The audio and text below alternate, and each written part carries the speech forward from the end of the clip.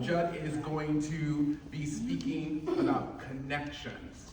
And so when you're ready, you just give Gina here the old signal and get started. Let's give Judd a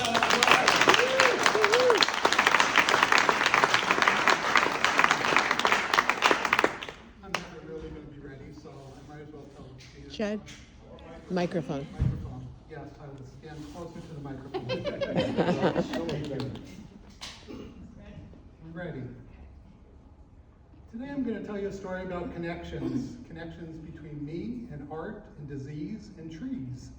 And you'll figure it out by the end. On the left is a painting that I made a long time ago. And on the right, I was walking through a park in New Jersey, and I saw this tree that looked a lot like this painting that I made long ago. And I was wondering, why is that? This is a picture of Ramon Cajal. He and I are connected because we're both artists. He got the, his father wanted, we're connected because our fathers wanted us to go to medical school. He did, I didn't. He got the Nobel Prize in 1909 for discovering how nerve cells communicate with each other. I haven't gotten the Nobel Prize yet.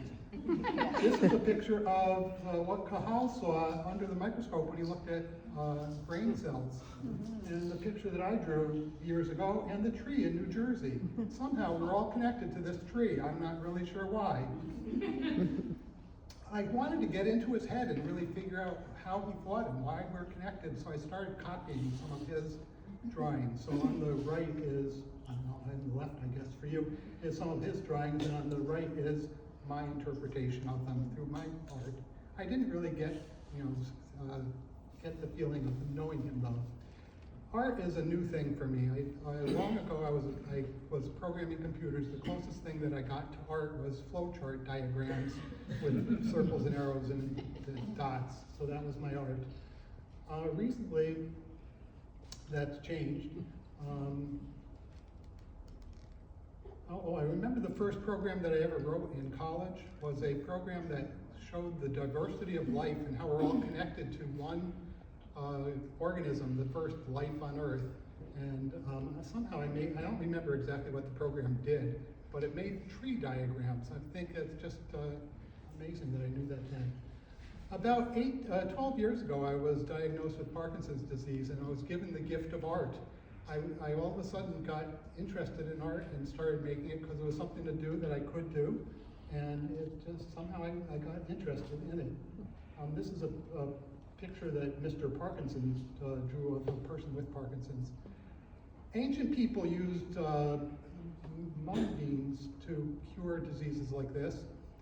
Their active ingredient of that is carbidopa, levodopa, dopamine. That's a nerve transmission thing. Modern scientists extracted the active ingredient of that to give people pills to replace the dopamine that they are missing. And when they do that, 20% of Parkinson's patients get this art spark, a wave of creativity that causes them to make art. They also get compulsive sometimes. And these are some of the hundreds of works of art that I have made on the cast. And some certain themes keep showing up in different ones, and I don't even know why. But the kind of like I call it a comb, the structures, and so, I don't know, and people see things in these that I don't even see.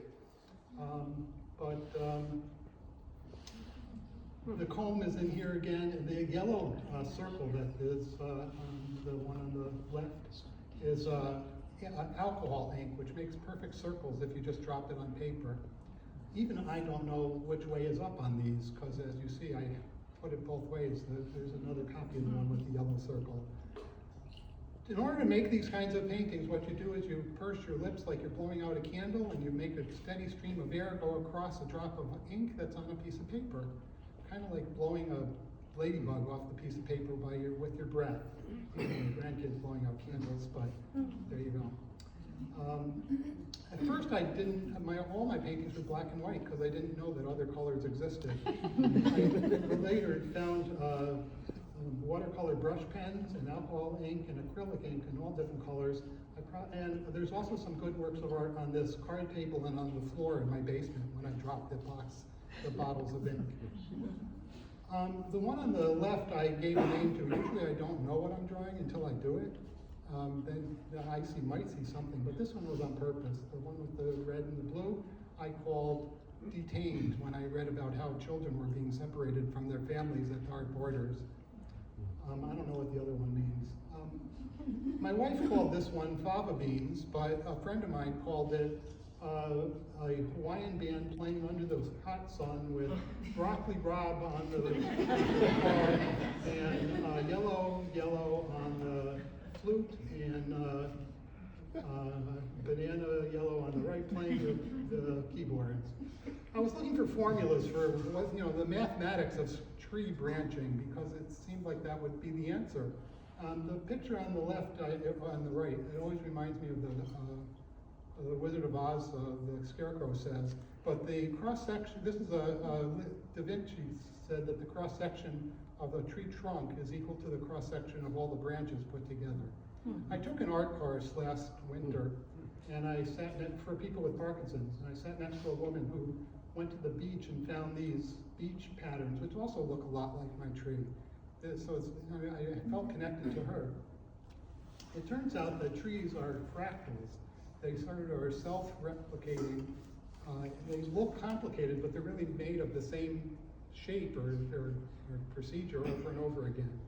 And you can see it all over in a lot of different things. And now every time I look at the sky, I see little branches up on top. Up here is a lung imaging that looks a lot like trees in a dry creek bed, and ice cracking on the top over there, and lightning strikes, which all have the similar patterns in them.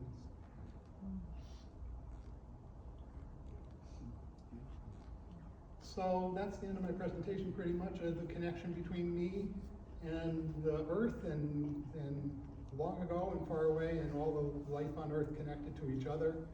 And most people don't see the power line that's in this one. Because extra. Anyway, thank you, and that's